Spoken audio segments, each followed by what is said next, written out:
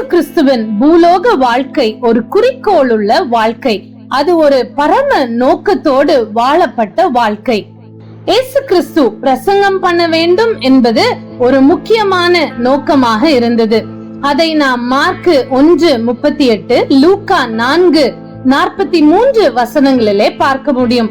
அடுத்த ஊர்களிலும் நான் பிரசங்கம் பண்ண வேண்டும், ஆதலால் அவ்விடங்களுக்கு போவோம் வாருங்கள், இதற்காகவே புறப்பட்டு வந்தேன் என்று இயேசு கிறிஸ்து குறிப்பிடுவதை பார்க்க முடியும்.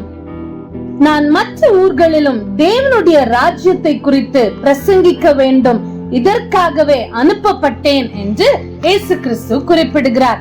ஆம், தேவனுடைய ராஜ்யத்தை குறித்து பிரசங்கிக்க வேண்டும் என்பது அவருடைய வாழ்க்கையின் முக்கிய நோக்கமாக இருந்தது.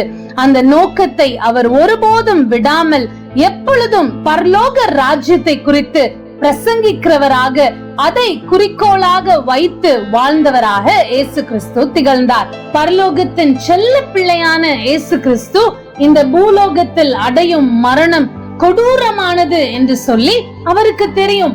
அது ஒரு மிகப்பெரிய பாடு மரணமாய் இருக்கும் என்று சொல்லியும், அதில் மிக வேதனை உண்டாகும் என்று சொல்லியும் அவருக்கு தெரியும்.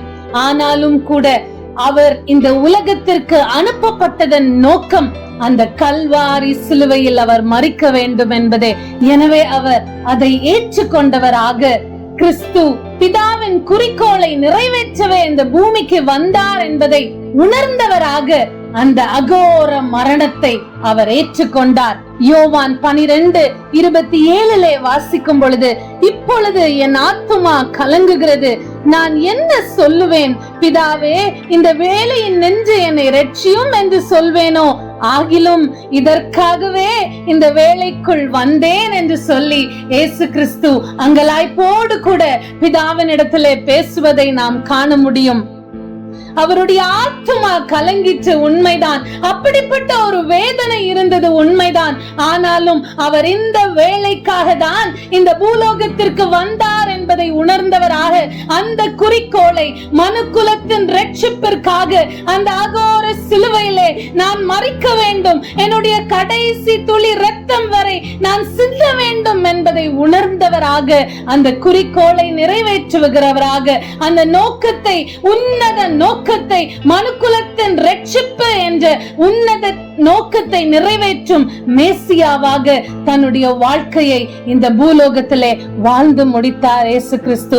இயேசு கிறிஸ்துவை பின்பற்றுகிற நாமும் கூட அவரை போல ஒரு குறிக்கோளோடு, ஒரு பரிசுத்த ஜீவியம் நான் செய்ய வேண்டும், கிறிஸ்துவை போல் நான் மாற வேண்டும் என்று ஒரு நோக்கத்தோடு நாம் வாழ வேண்டும் என்பதே அவருக்கு பிரியமானதா இருக்கும். இயேசு கிறிஸ்து அவருடைய அழைப்பின் நோக்கத்தை அறிந்திருந்தார். அவர் நியாயப்பிரமாணத்தை நிறைவேற்ற வந்தார் என்பதை அறிந்திருந்தார். எல்லா வேத வாக்கியங்களும், எல்லா தீர்க்க தரிசனங்களும், எல்லா நீதியும் நியாயமும் அவருடைய ஜீவியத்தின் மூலமாக நிறைவேற வேண்டும் என்பதிலே அவர் மிக கவனமாக இருந்தார். எந்த ஒரு சூழ்நிலையிலும் அவருடைய வாழ்க்கையின் குறிக்கோளை, அவருடைய வாழ்க்கையின் நோக்கத்தை, பிதா அவர் மேல் வைத்திருந்த அந்த நோக்கத்தை விட்டு அவர் விலகவே இல்லை.